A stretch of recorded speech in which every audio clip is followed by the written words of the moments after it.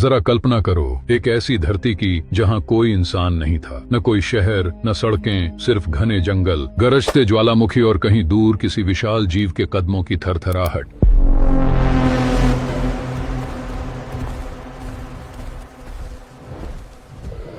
करीब 10 करोड़ साल पहले यह धरती आज जैसी बिल्कुल नहीं दिखती थी, और उस समय इस ग्रह पर राज करते थे ऐसे जीव जो इमारतों से भी ऊंचे और जिनके जबड़े इतने शक्तिशाली थे कि वे हड्डियों को एक झटके में तोड़ सकते थे। ये थे डायनासोर। सदियों नहीं बल्कि 17 करोड़ सालों तक इन जीवों ने इस पूरी धरती पर राज किया। लेकिन एक दिन कुछ ऐसा हुआ जिसने इन ताकतवर जीवों को हमेशा के लिए मिटा दिया। क्या हुआ था वो? क्या धरती फटी थी या आसमान से मौत गिरी थी? आओ चलते हैं लाखों साल पीछे, जहाँ से इनकी कहानी शुरू हुई थी। डायनासोर शब्द यूनानी भाषा से आया है। डेनोस मतलब भयावह और साउरोस मतलब छिपकली, यानी भयावह छिपकली। साल 1841 में एक ब्रिटिश वैज्ञानिक रिचर्ड ओवेन ने पहली बार इन जीवों के जीवाश्म फॉसिल्स देखकर इनका नाम रखा था। लेकिन उस जमाने में किसी को नहीं पता था कि ये जीव दिखते कैसे होंगे, इसलिए शुरुआती चित्रों में इन्हें कभी मोटी छिपकलियों तो कभी 4 पैरों वाले अजीब राक्षसों के रूप में दिखाया गया। जैसे जैसे और जीवाश्म मिले, वैज्ञानिकों ने इन्हें जोड़ घटाकर इनका असली रूप सामने लाना शुरू किया। धीरे धीरे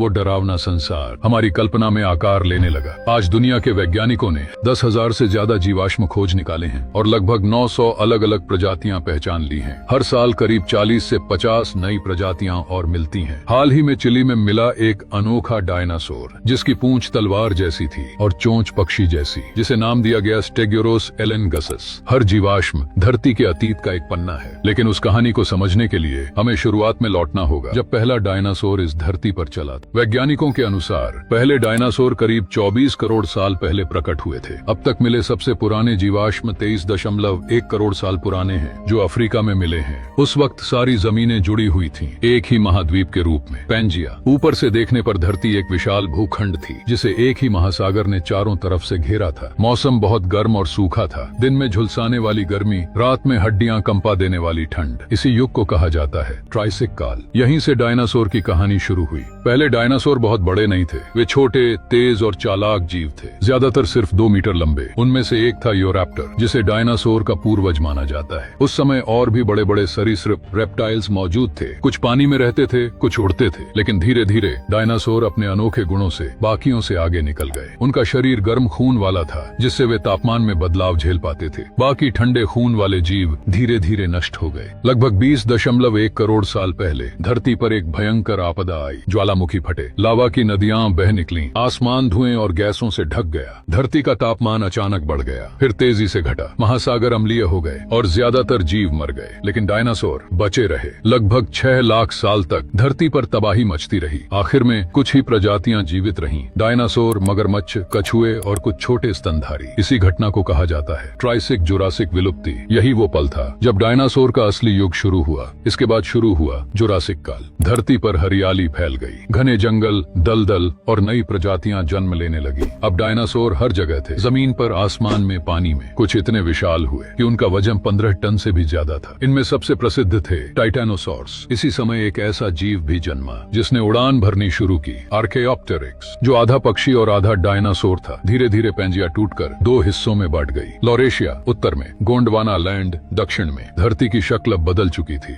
अब डायनासोर अजेय हो चुके थे। किसी ने कवच जैसा शरीर विकसित कर लिया तो किसी के पंजे तलवारों से भी तीखे हो गए। उनका साम्राज्य धरती पर फैला था। लेकिन इस स्वर्ण युग के बाद एक ऐसा समय आने वाला था जो सब कुछ खत्म कर देगा, क्योंकि आगे आने वाला युग, क्रिटेशियस पीरियड, डायनासोर की अंतिम कहानी लिखने वाला था। आसमान में एक उल्का चमकती है। क्या था वो जिसने इन दैत्यों का अंत किया, और क्या वैसा विनाश फिर कभी हो सकता है?